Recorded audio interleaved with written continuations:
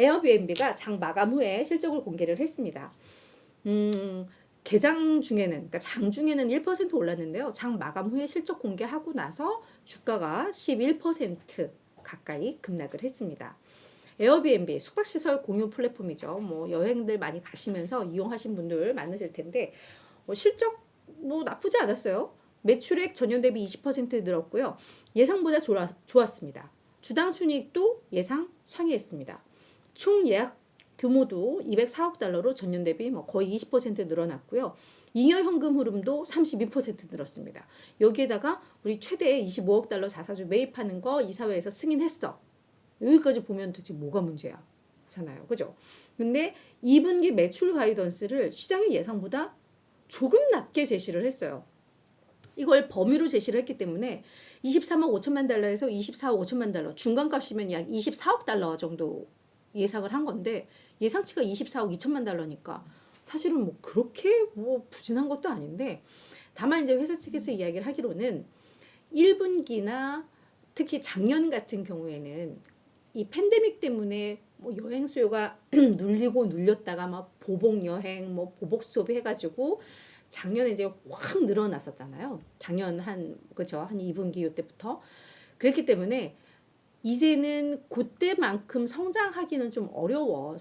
그러니까 약간의 뭐 엽기적 같은 뭐 그런 느낌이죠. 그래서 성장 속도는 조금은 둔화될 것 같아라고 이야기를 했는데 이 부분에 지금 주가가 이렇게 밀린 거거든요. 그러니까 어저께 우리 페이팔도 사실 실적 다 좋고 전망치 다 좋았는데 마진 가이던스 조금 낮춰줬다고 해서 주가 뭐 난리 났잖아요. 오늘 사실 막 10% 가까이 급락을 했던데, 그런 것처럼 지금은 너무 약간 작은 걸로도 약간 주가 흐름은 좀 극단으로 가는 흐름들이 조금은 나오는 것 같아요. 그만큼 어떻게 보면 심리가 좋지 않다고도 좀 볼 수 있을 텐데, 어제 페이팔도 그랬지만 요 에어비앤비도 마감 후 시간의 거래에서의 낙폭은 좀 과하다라는 생각은 좀 듭니다. 그래서 이 부분은 언젠가는 좀 과했던 부분은 다시 제자리를 찾을 것으로 예상은 좀 되고 있습니다.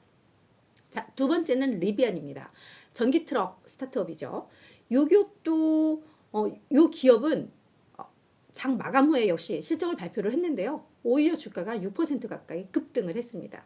자, 그 내용 보시면 매출액이 전년 대비 거의 뭐 600% 급증을 한 것으로 좀 나옵니다. 다만 이건 예상 수준이었고요. 조정 EPS는 여전히 적자입니다. 마이너스 1.25달러인데 예상보다는 잘했어요. 그러니까 적자폭이 제한적이었다는 거죠. 여기에서 여기까지는 뭐 잘했구나인데, 사실 시장에서 주목한 것은 리비안이 우리 올해 5만 대 이 생산을 할 거야, 전기차 생산할 거야 라고 목표를 얘기를 했는데 이게 당초에 제시했던 그 가이던스와 일치하는 수준이거든요.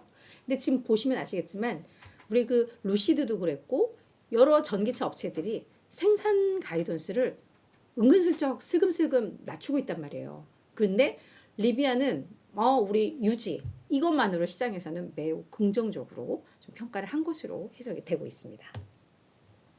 자, 세 번째 특징주는 노바백스입니다. 노바백스 백신을 주로 개발하는 제약사인데 28% 폭등을 했습니다. 자, 실적 보시면 아시겠지만 매출액은 부진했어요. 예상보다도 별로였고 전년 대비해서 뭐 거의 89% 급감을 했습니다.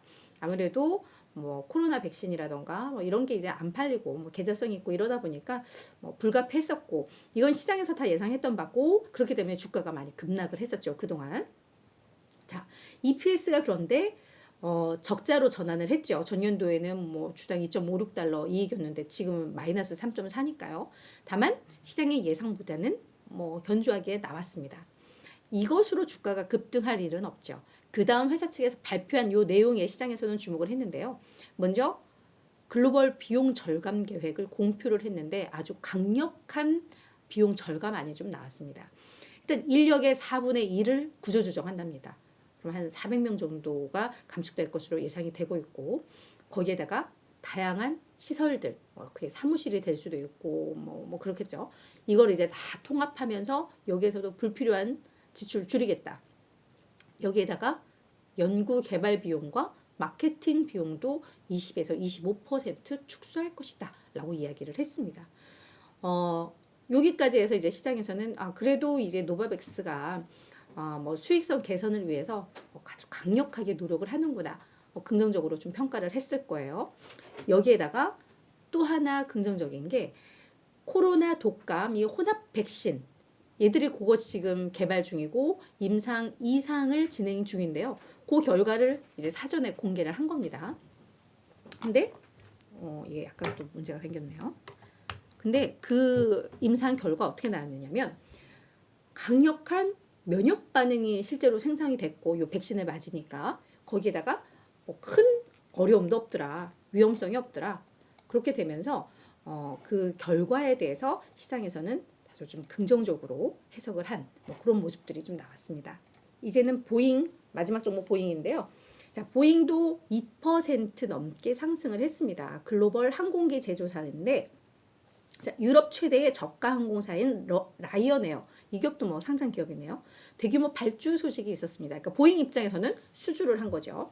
자, 737 맥스 10 항공기 150대는 확정 주문을 하고 150대는 옵션으로 남겨둔 것 같아요. 그래서 상황 보고 뭐 이 중에 일부 더 뭐 우리가 발주할 수도 있고 뭐 이런 내용인데 그래서 최대 300대 수주 계약인 거죠. 그래서 이 소식이 전해지면서 주가는 좀 오른 건데 보잉의 그동안 인도 실적도 좀 나왔는데요. 4월 말 기준, 올 들어서 누적 기준으로 156대, 이 중에서도 맥스 기종만 128대 인도한 것으로 나오고 있습니다. 지금 시장에서는 올해 전체 한 540대 정도 인도할 것으로, 그리고 맥스 기종 같은 경우에는 450대 인도할 것으로 좀 회사 측에서도 이거 목표를 제시를 하고 있는데 이 4월 말 기준의 내용을 봤을 때 요 정도면 가능하겠다라는 좀 기대감들이 나오는 것 같아요. 그리고 특히나 4월달 같은 경우에는 그 뭐 공급 이슈 뭐 이런 것 때문에 약간 이게 좀 뭔가 지연이 됐었던 부분들이 있었는데 이게 해결되면 앞으로는 계속 인도가 늘어나면서 목표 달성할 수 있을 것 같아 라는 기대감들이 좀 나왔다고 이해를 하시면 될 것 같아요.